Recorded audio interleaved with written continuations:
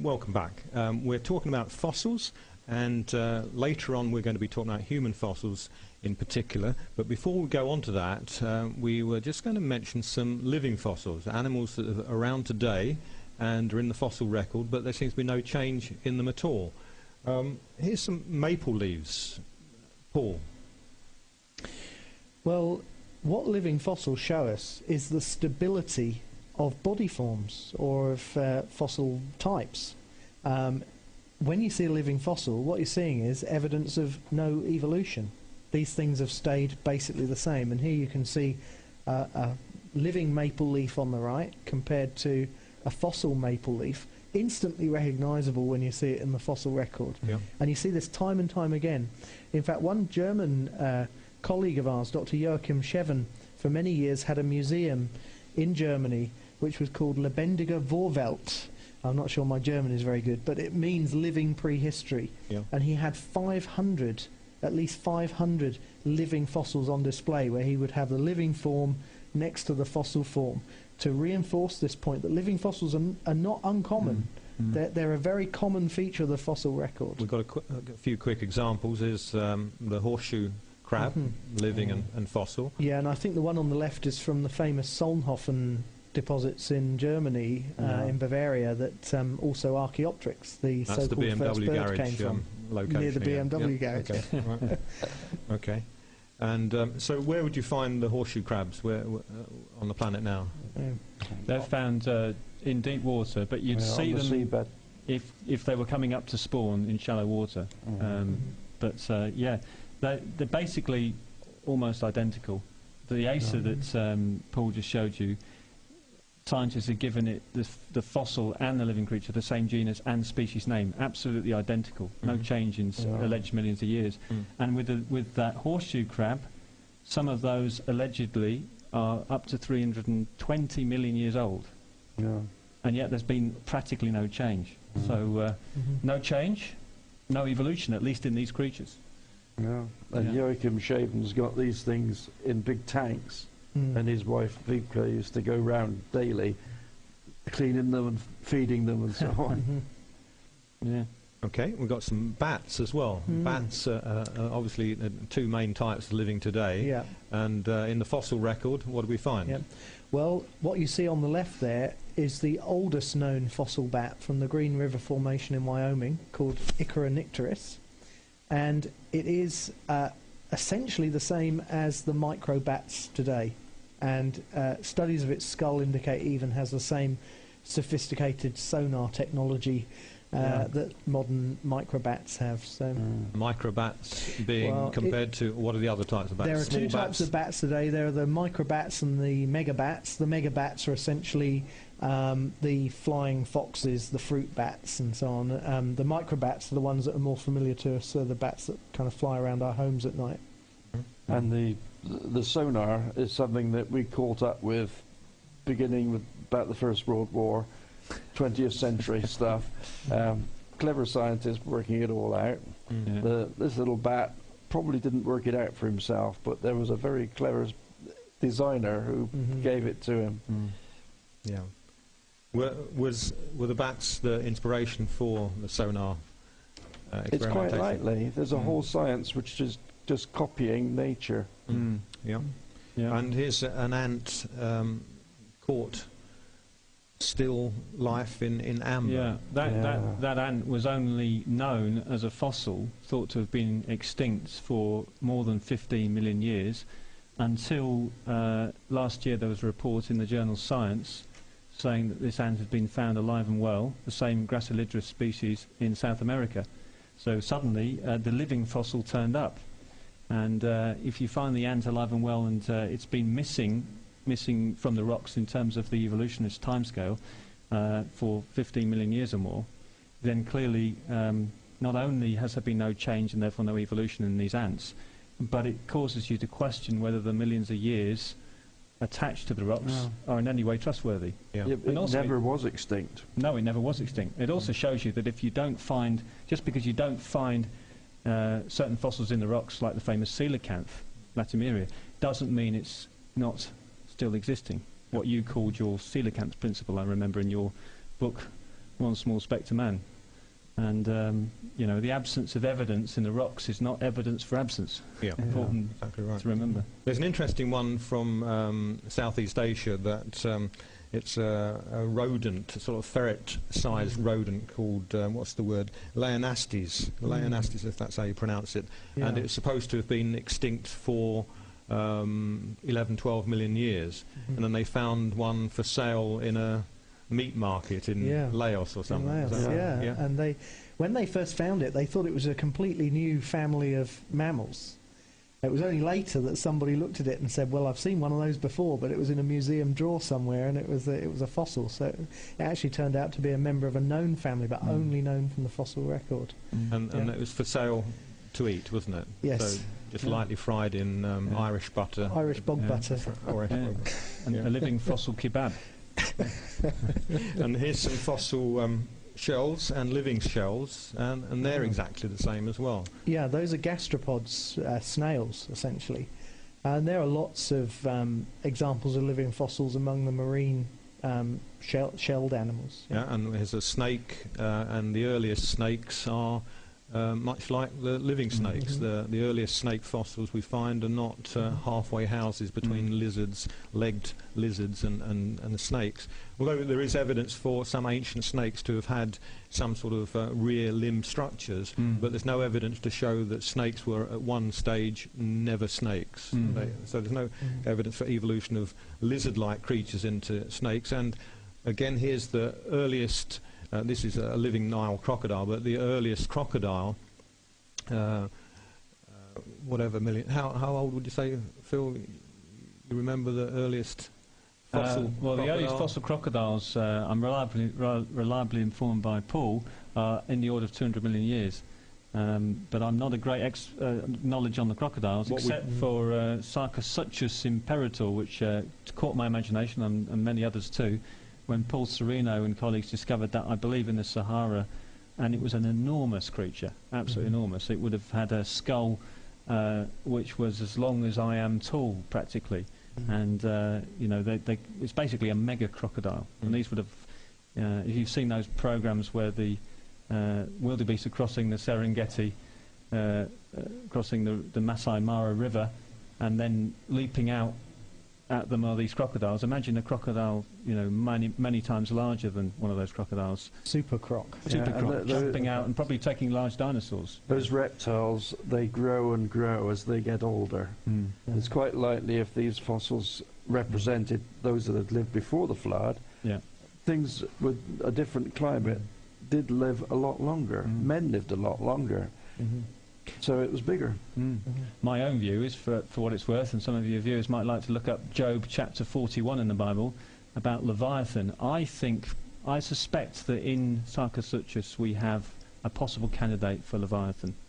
And I know I'm not alone in thinking that. It's not just an ordinary crocodile, but maybe one of these mega crocs. Yeah, it was big, huge. But what we do find is that whatever the earliest crocodile was, it's very much like the living crocodile. That's the point, isn't it? That that's right. Big, but very similar. And we've seen in programs past that before the flood, animals used to grow and plants used to grow very large.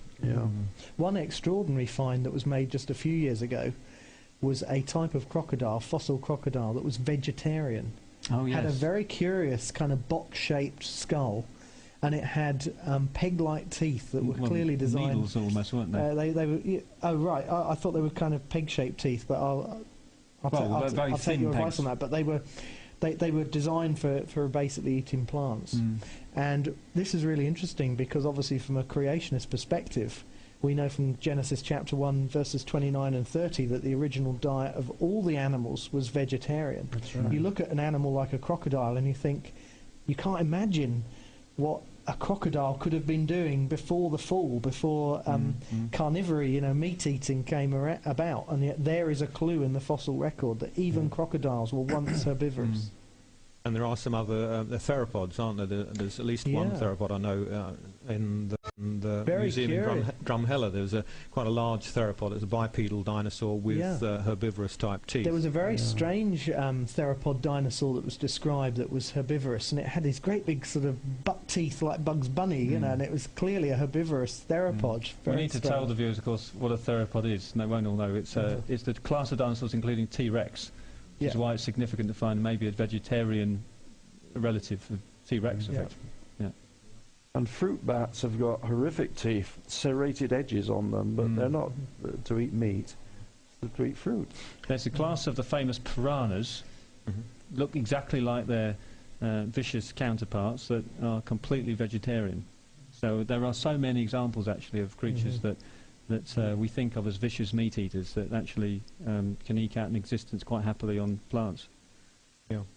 You mentioned the serrations in the plant-eating bats in their teeth, and I think T-Rex teeth have got serrations on them as well, haven't they? Have. Some people suggested that maybe the T-Rex teeth are serrated for the same reason as bats, that they were chewing and cutting into tough plants rather than just animals. Yeah. It's an important point that we're mentioning, which touches on what can be called theistic evolution, because for me, as a Christian, believing that God made a very good world, I wouldn't expect to find animals ripping each other apart. Not only does the Bible make it clear that they weren't anyway, because God gave the creatures and man only plants to eat, as it says clearly in Genesis 1, I think verse 27.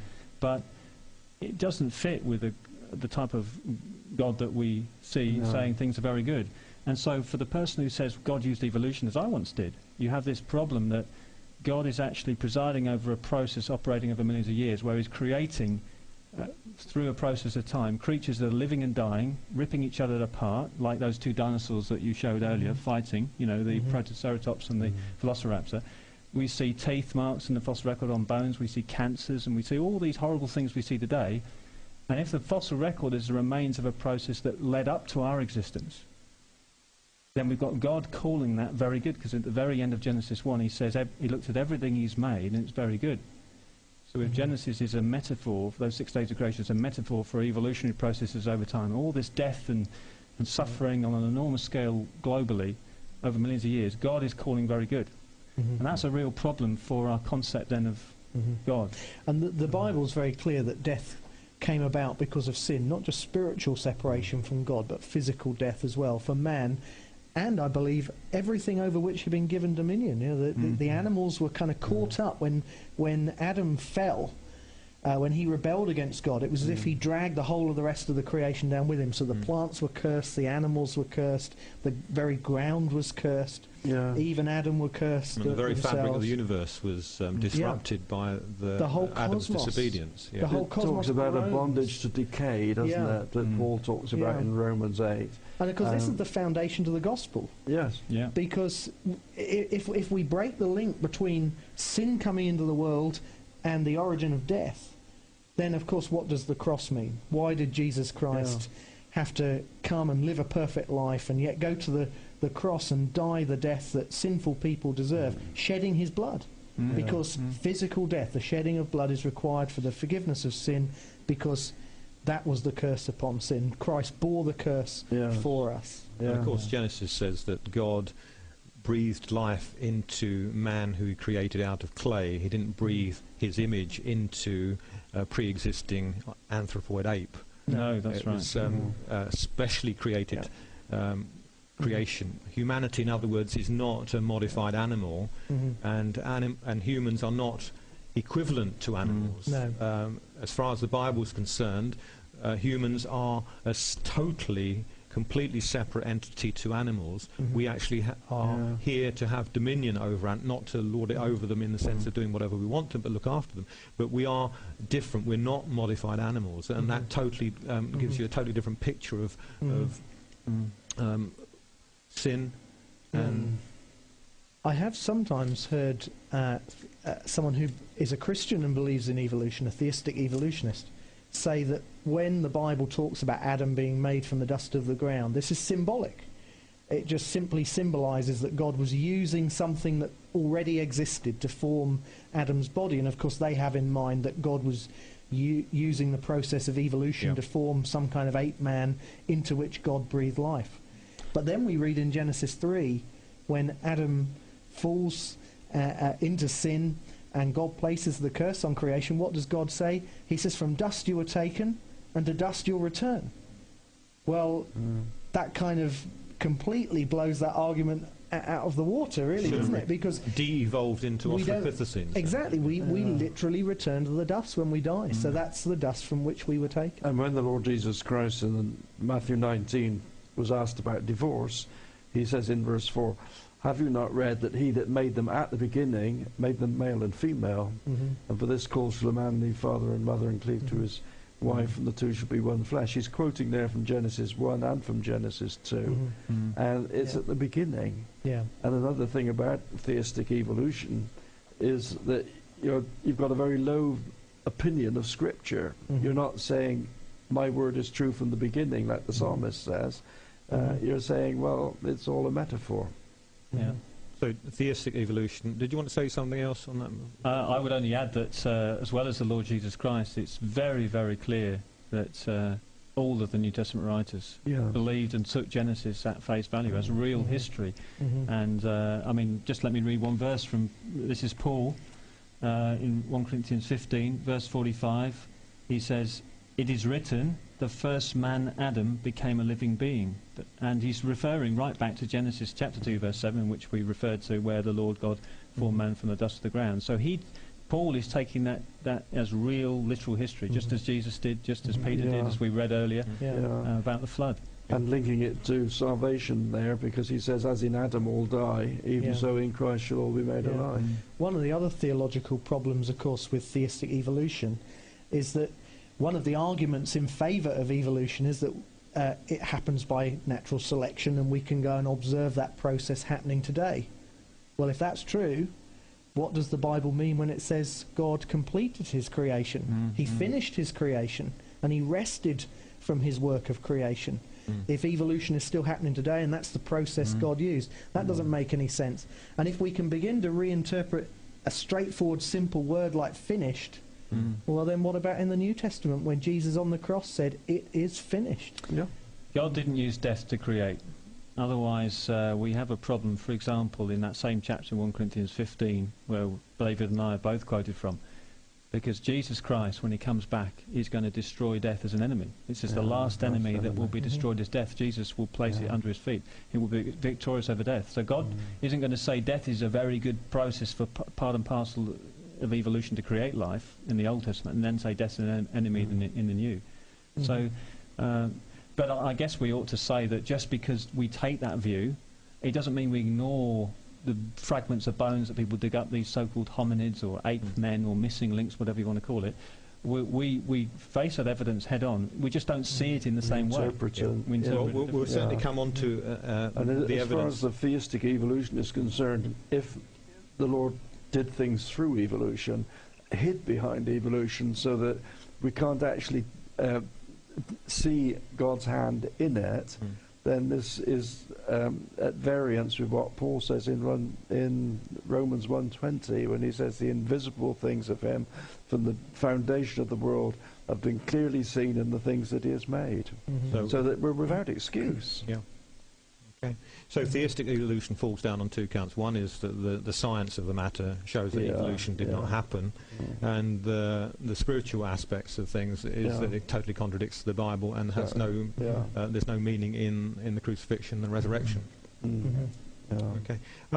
Before we come on to the human fossils and ape fossils, Paul, you've just got this slide to show what we find in the fossil record compared to what we would predict or evolution will predict. And you've got this this first slide here. Well, I don't want to dazzle people with graphs, but these are just quite simple, really. These are two very simple graphs that I just want to show. If evolution is true, life began from very simple beginnings, formed in a primordial ocean billions of years ago, and then gradually it would have diversified and become more varied to produce different kind of body plans, body forms, basically different kinds of animals over time. So that's what it means by phyla, that different types of major groups of animals. Basically, the basically different kinds of ways that animal bodies are built. Like we are vertebrates, there are arthropods and so on, echinoderms. They all are built to a different kind of plan. And what should have happened over evolutionary time is the number of different phyla, body plans, should have cumulatively increased over time. That's what that first graph is showing you there. You get a cumulative increase in the number of phyla. But the next slide shows us what we actually find in the fossil record. Almost all the known phyla appear right at the beginning of the fossil record.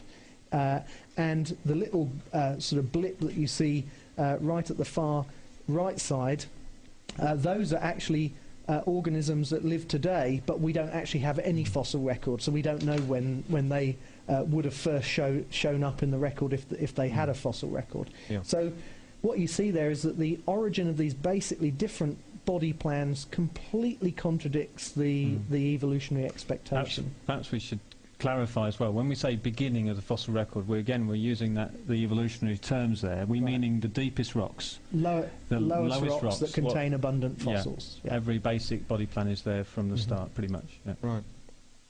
Okay, so we dealt with theistic evolution, and we've mentioned the origin of man. Let's talk in a bit more detail about the origin of man. Why is it that people think that apes evolved into people? Maybe it be a simple question. What is it about some ancient apes that lead people into that line of thinking, Phil? Australopithecine, for example. I think for one reason, if you don't accept that we are made in God's image, if you want a reason, I'll be blunt, if you want a reason not to believe that we're made in God's image, you need an alternative. Yep. And to say that we gradually evolved is the only alternative that really is on offer in secular Western culture, popularised, of course, by Darwin. And although it's been a very dubious history, paleoanthropology, the study of ancient man, there have been a number of contenders that have come and gone, such as Piltdown Man in this country, which most people will have heard of and was a hoax that lasted for best part of 50 years until it was debunked in the 1953. Just tell us very quickly, what was the hoax? It was basically the jaw of an orangutan and the skull of a human that had been put together as if they were part of one creature, cleverly stained with potassium bichromate. So it's a deliberate hoax that the scientists have been conned by for how long were they? 40 years. 40 years, yeah.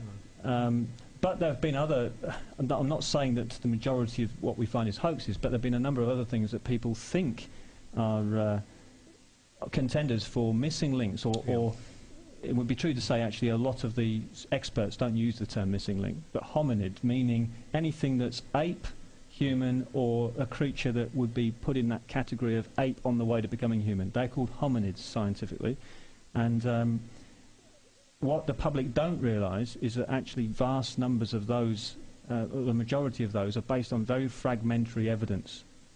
Because and we've got to get past the interpretations, which are often the pictures or the reconstructions, and look at actually what was found. Okay. And it's much less impressive when you look at what was found. Yeah. And what is actually found is very much a case of, there are a few grey areas, but very much a case of either apes or they're human. Yeah. And the intermediaries just don't. Well, one very distinct feature which clarifies this is the labyrinth in the inner ear. It's made out of hard bone, and it's preserved in the fossil. This is the organ of balance that we have. It's the organ of balance. Yeah. It's got big canals at right angles to one another, and inside there you've got fluid and little hairs. And if you were to spin round on your office chair, for instance, when you stopped, the fluid in those canals would continue to spin, and that's what makes you giddy. Yep. Now, because man is upright, the way he walks, then he needs very careful balance. And so his labyrinths are much more complex than an ape's, which walks on all fours. And if you go to the ancient apes, like Australopithecines, like this Lucy, you find that their labyrinth is just like modern apes. And if you go to fossil men like Neanderthal and those other Homo early erectus. Homo erectus, Mhm. they've got the same pattern of their ears, their inner ears, as As we Homo have. sapiens today. As we have. And there are no intermediate forms No. in the fossil No. record. No. Okay, let's have a look at a few pictures of Australopithecines. Australopithecine means southern ape. Southern That's where they ape, were found in yeah. South Africa first off. And here's a slide of the famous Lucy on the left-hand side, proper name AL288-1. And You think that's what they called her when she was alive? well, when her mum called her to dinner, that she'd Exactly. say, Come in, number AL204. "Your time's Yep. up." That's right. Okay, but they would have said it in Swahili because it was Yeah, found that's in true, yes. okay, Tanzania or somewhere. Like that. So Lucy, if you look at that picture, was taken from the Natural History Museum in London, and she's always mounted in that upright position. The bones are arranged and laid out in such a way that, from a cursory glance, just quickly looking at it, you think, well, that's obviously an upright individual. But in fact, that's a false view of the structure, because in fact the arms are relatively long, the legs are relatively short. If you have a look at those, the femur, for instance, you see how short that is, and the tibia, the lower part of the leg, is very short. So that's actually a long-armed, short-legged individual, and it's deliberately put in that position in the And Natural the History knee Museum. joint that they found wasn't found at the same site. So it's what I think about 80 metres lower in the strata, and Yeah. it found a year earlier, I believe. But So it's a misrepresentation of what it really is. And if you look closely, well, you don't have to look too closely, there's no foot there. There actually is one toe bone, but there's no foot bones in Lucy. And so people were given this idea that Australopithecines had human-like feet, and they walked upright. By the way, the skull that I showed you was OH5, which is doesn't belong to Lucy. Lucy's got a fragmented skull. If you go back to that original slide there, Ben, could you just for a second? That's it. You see that the actual head of an Australopithecine is very much like a chimpanzee gorilla type of structure. It's nothing like a human head. But there was a TV program about Lucy in which she appeared. They didn't actually put her in a dress, but she did seem to be very human. Did she? Okay. Did she talk? I don't know. Grunt, maybe. Grunt. I don't know. But they made her out to be a human. Uh-huh. But they haven't got a leg to stand on any more than she had. Talking of legs, here's a human foot. Notice, remember, Lucy does not have a foot in her skeleton. Here's a human left foot. And you're looking at the foot, the big toe is on your left-hand side. And if you look at that space between the big toe and the index metatarsal there, and there's the big toe pushed out sideways, and there I've ringed a little flat area, and that little flat area called a facet on that bone, that shows categorically that the big toe on that foot was joined solidly to the next toe, which is the index toe. And that's a human foot, and all human feet, the first metatarsal of human feet, have that facet. If you look at a chimpanzee, on the other hand, there's a chimpanzee in the same position, chimpanzee left foot with the big toe pushed out sideways. You see the facet is missing. And so just by looking at those bones, if you knew nothing else, you could show that that foot had a thumb on it. It wasn't a human foot. And if you look at Australopithecines, there's one Australopithecine foot bone system that's been found. It's labelled STW573 from South Africa. It was originally found in 1980 and identified as Australopithecines in the mid-90s. Now, next to that, you've got some footprints and handprints from a chimpanzee, and you can see how the foot of the chimpanzee is very much like a hand. And it was much the same with an Australopithecine. So, in fact, Lucy would have had a thumb on her foot. Now, we know that to be scientifically the case. Australopithecine did not have human-like feet, and yet here in the Walking with Caveman series, you see a human dressed up in a gorilla suit, a furry suit, and you can see the big toe. It's obviously human anyway, but they made no attempt to reconstruct that foot to show it to be an Australopithecine. They made it like a human foot, so that's a misrepresentation. And back to the Natural History Museum in London, you can see there is a model of Lucy, and you can see the feet have got human feet in them. And we know from over 10 years ago, from the STW 573 specimen from South Africa, that Ostropus did not have those sort of human feet at all. It might be worth mentioning, in case people think we're misrepresenting some of the evolutionists, that there were two justifications for giving human-like feet. One was that they didn't think any other creature could have made certain footprints that were found in Laetoli in 1978, dated at 3.6 million years by their fallible dating method. So they said, well, it must have been Lucy, even though Lucy had been found with almost no feet bones, so they gave her human-like feet. Whereas in actual fact, of course, as you said, she had an opposable toe. I think it's appalling, really, that the reconstructions in museums are still shown with human-like feet, when we know from further fossils now found that all the digits, all the individual carpals and metacarpals, and the same on the tarsals and metatarsals on the toes and the hands, are curved. Yep. In fact, we've got a slide of those here of Lucy's. Actually, this is actually Lucy's finger bone and foot bone, and you can see how curved they are. And next to that, I've got a picture of chimpanzee hand and foot bones, and you can see how similar they are. Human fingers and toes don't have that curvature. So we don't spend our time swinging from trees. Some of us. Talk about swinging from trees. The old story is that humans, or pre-humans, came out of the savannah, and either they became upright as they before they came out, or they came out and then became upright and developed human-like feet.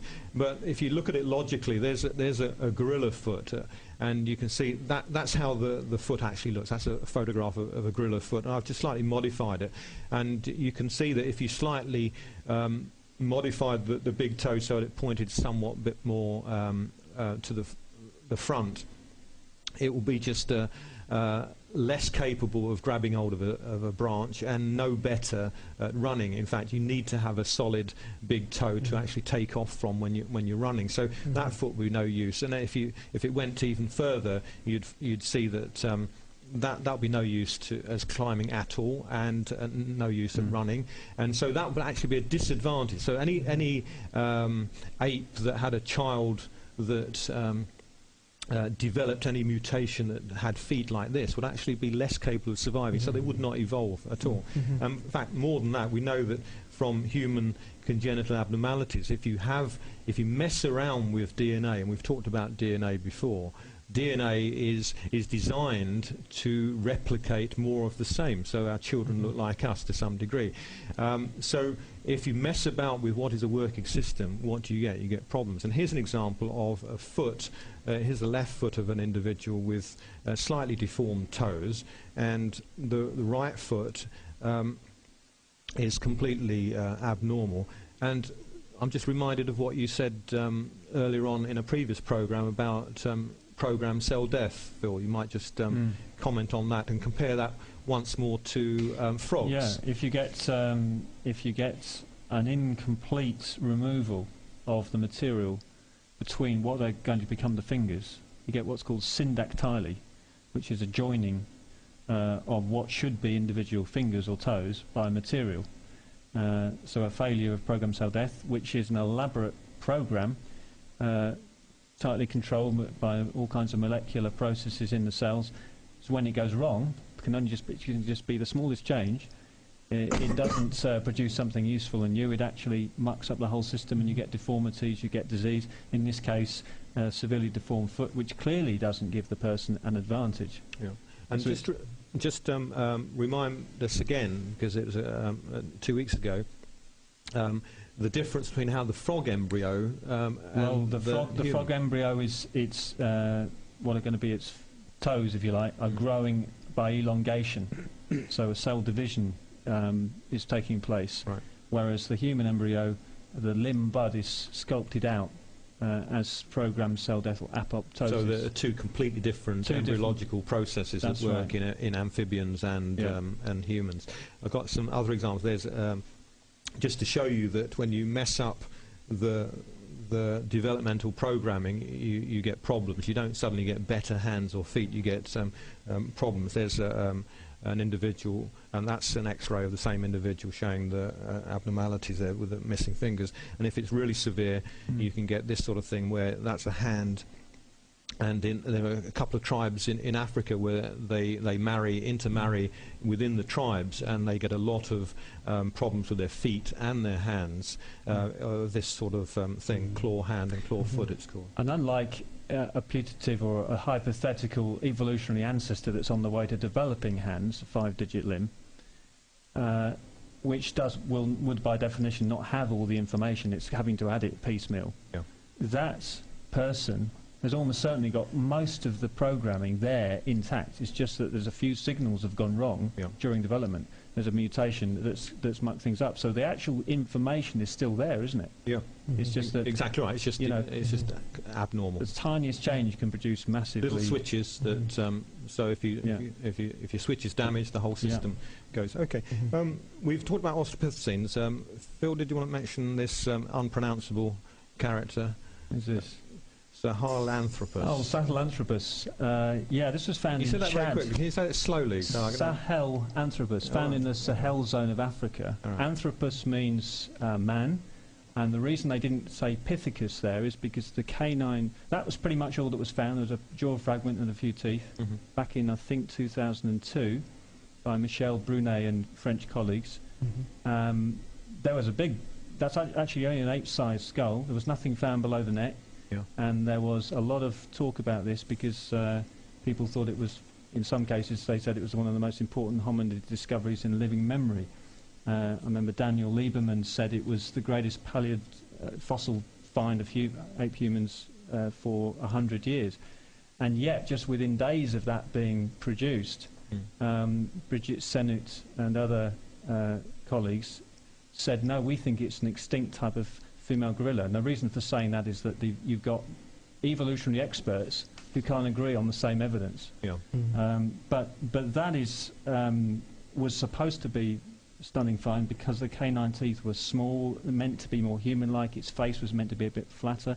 That initial find in 2002 was rather distorted, and they've since reconstructed it. It's now been moved off to a side shoot. I don't think many evolutionists are now using that as a great find. I've just been reading through a book by Chris Stringer at the Natural History Museum, published just a year or two back, and he doesn't even, in his overall graph of human evolution, he doesn't even connect it to anything else. It's just there on its own as, what do we do with this? Yeah. I think it kind of reinforces the fact that there's an awful lot of diversity in the fossil record. There are lots of varieties of different kinds of apes, including some varieties that don't exist today, because the Australopithecines, these southern apes, are not quite like modern apes. They're uniquely different in some ways.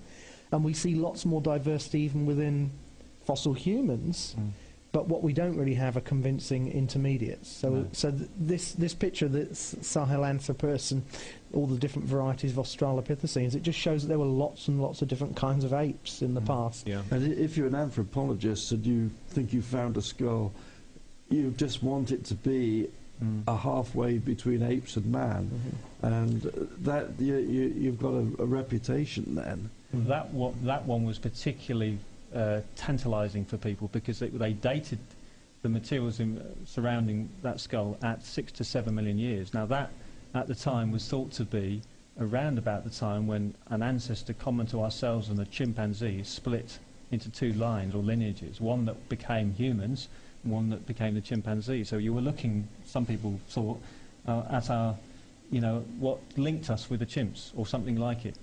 But as I say, that's already, it's so quick, the story changes. So quickly the story changes. The headlines are sensational, missing link found, blah, blah, blah. And what you don't often realise is within weeks, sometimes, it's died a death in the literature. And the evolutionists themselves are no longer... The public is left with an impression, though, That's right. that there's been yet another fossil form that has confirmed evolution. Yeah. And, of course, when there is some doubt cast on it, often that's kind of tucked away on page 23, subsection B of your newspaper, rather than front page news like the original find. All right. Let's move on to another creature called Homo habilis, but in fact it's not just one creature, isn't it? There's they've lumped a pile of extinct creatures into this category Homo habilis, and Homo of course means man, so people get the idea here again there's an ancient human ancestor type. He's a handyman. Handyman. Yeah. Yeah. Bob the Builder. Bob the Builder. They found this with bolus stones, sometimes even in groups of 3 perfectly spherical stones, and they say, well, clearly this required some sort of clever man to do it, and that's part of the reason why he's Homo habilis, because he's been found with tools. But a lot of these creatures, like Pekin man, have been found with tools, but the tools belonged to Homo sapiens, who was about at the same time, probably using these for food. I think Homo habilis is a bit of a mess, and I think scientists are realising this, that there are at least 2 separate species, possibly more, that have been called Homo habilis in the past, but actually don't really belong together. And some of these forms of what we call the habilines are very slender, they're very small, they're very ape-like, they have very Australopithecine-like skulls, and they probably are just a variant kind of Australopithecine. And then there are other forms that have also been called habilis, which are much more human-like, and some people suspect that they may actually be true humans. And what's happened, I think, is that there's been a bit of a wastebasket where anything that isn't Australopithecine or isn't erectus kind of gets lumped in this Homo habilis category, and it really is a mess, and scientists are beginning to kind of pick it apart and realise that actually a number of different species have been put into this taxonomic wastebasket, and they don't really belong together. Okay, we could just mention this famous 1470 skull, which is best discarded because you can't really make anything definitive out of it. And you can make it an ape if you want, you can make it human if you want, but I'll just show this slide again quickly. You see the way this specimen was found was that the face was only joined you could only join the face to the skull by a small piece above the nose, and so you could angulate the face backwards or forwards into a long snout of a chimpanzee or a flat face of a human. So there's no way of defining exactly how this face was put together, but there is a definite feature. If you look at the cheekbones on this skull, you can see they're very, very deep. They're very different from human cheekbones, which are much slender and thin. But aside from that, you wanted to mention something about the radiometric dating of it, because of the dating of this. They were found by Richard and Maeve Leakey in the north of Kenya at this lake, and they sent volcanic tuffs associated with this, because there's no radioactivity in the skull itself, but they were buried in volcanic material. And tuff, what's a volcanic tuff? It's ash, volcanic it's ash. Right. Which can contain radiometric material, particularly with potassium-40 in it, which decomposes to, one part goes to calcium and one part goes to argon, but it's called the potassium-argon method of dating. They sent it to London to be dated, and it came back with a date of 220 million years, which of course makes it ridiculous. They sent it back again and said, no, can you try again? And they picked out particular mineral crystals and dated them, and came up with 2.6 million years, so that's 2 orders of magnitude difference, and they were fairly pleased with that. Another group made them 1.9 million years, which is more than 500,000 years difference, which is quite a lot.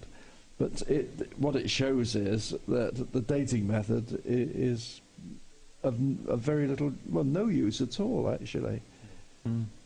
Might be worth mentioning that we mentioned their taxonomic waste bin. Again, that's an evolutionist view. The big camp among the evolutionists who take the view it is something, Homo habilis should just be junked, because it's a junk category. But there are another group of people who've tried to keep that because it's the only thing that really has linked potentially the human fossils, and even evolutionists would call Homo erectus, Homo heidelbergensis, Box-Grove man was an example of that, and Neanderthals, Cro-Magnon man, they'd call those human, that's why they're Homo. And there's nothing to link those with Australopithecines and the other ape-like extinct apes. Yeah. So Homo habilis, people have been loath to let it go. But a paper published on the 9th of August this year in Nature, foremost science journal Nature, by a number of leading anthropologists, about 12 of them altogether, including Meave Leakey and Fred Spoor, leading lights, basically said we found two new skulls. Two new bones. One is a skull. It's a small skull. We think it's Homo erectus.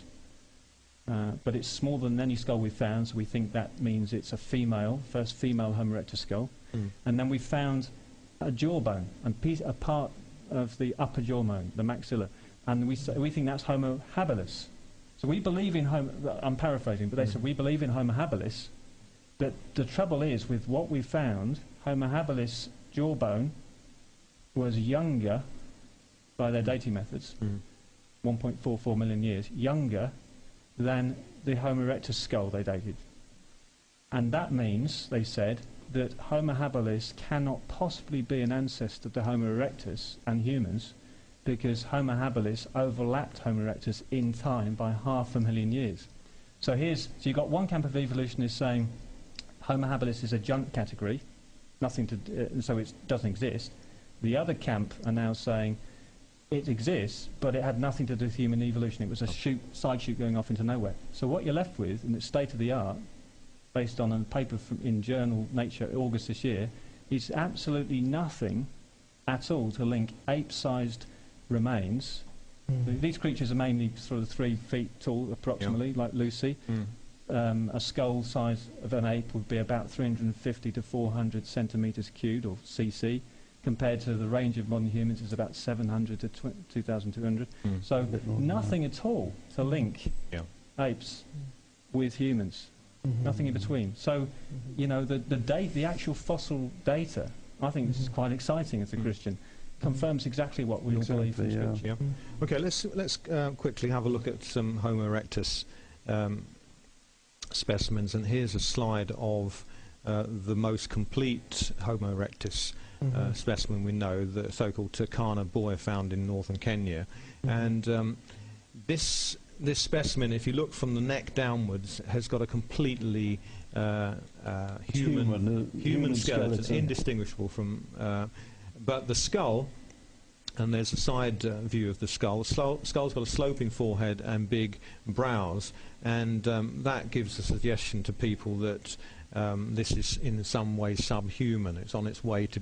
It had a human-like body, but its brain and head hadn't quite got there yet. There are people in Malaysia who have skulls very similar pattern to that.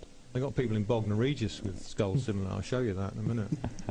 The question is, does a sloping forehead and a large brow mean that you're on your way to becoming human, or you're subhuman? Well, the viewers start looking at one another. Yes, right.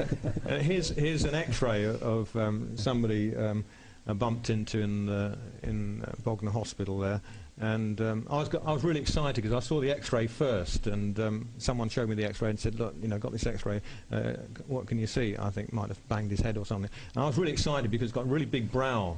I'm not sure you can see it on the X-ray on the screen there, but really big brow. So I saw the X-ray. I thought it must be a Homo erectus sitting in the waiting room, and so I rushed round and there's I've blacked out or greyed out the face a little bit. But once you put the skin, this is an important point. Once you put the skin on these bones, you find that they're not as unhuman as you might first think, and that gives us the stepping stone to that classical thing about Neanderthals. If you dressed them up in suits and things, you wouldn't be able to distinguish them, really, would you?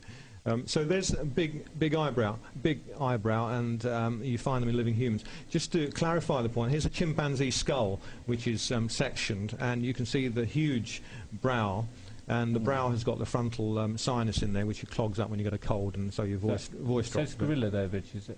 That's a gorilla, yeah. Oh, Well, right. did I say chimpanzee? You said chimp, yeah. Yeah, it's a gorilla. Okay. And so you've got a big brow, and there's the frontal sinus, and if you look of the front end of the brain case, the front end of the brain case doesn't follow the line of the brow. It's got nothing to do with it. So you can enlarge and change and swap and move around the brow without affecting the brain itself. So the brain has got nothing to do with the brow.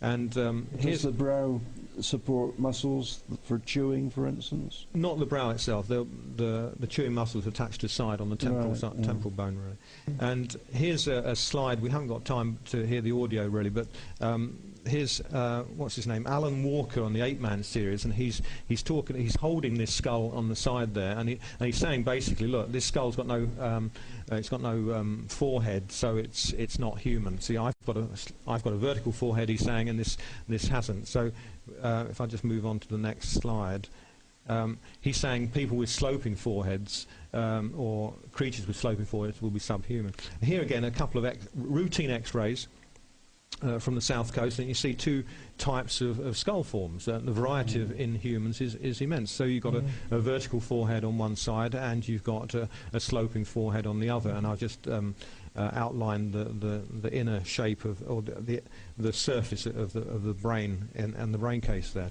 So in living humans, you've got this great diversity, and in ancient times, people used to mess around with children's heads. They used to bind them up, and so you can deform. And here's a slide of a skull from Peru.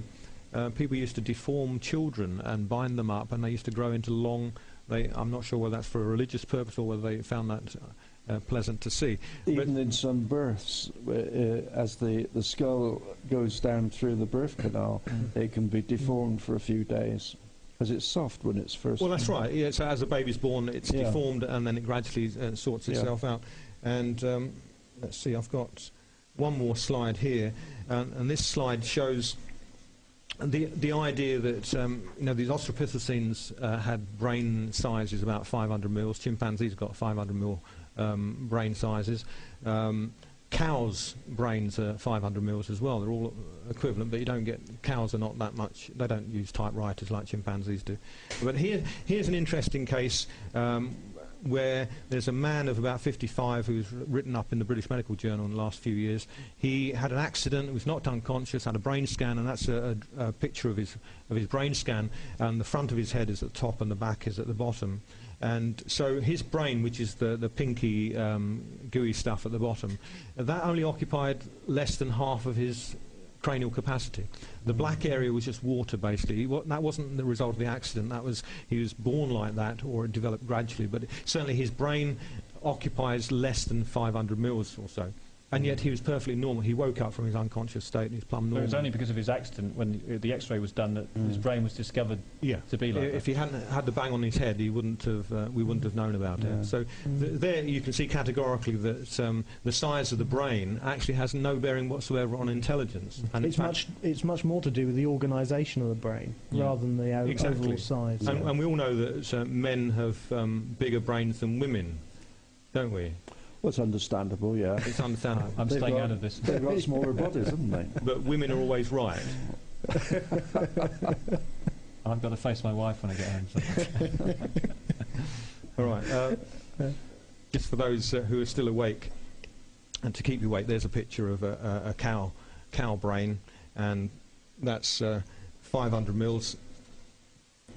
And there's an example from the museum in London again. There's a human brain next to a blue whale brain, and there's the other side of the equation, that a huge brain doesn't make you hugely intelligent. So, and Neanderthals, their skulls were what?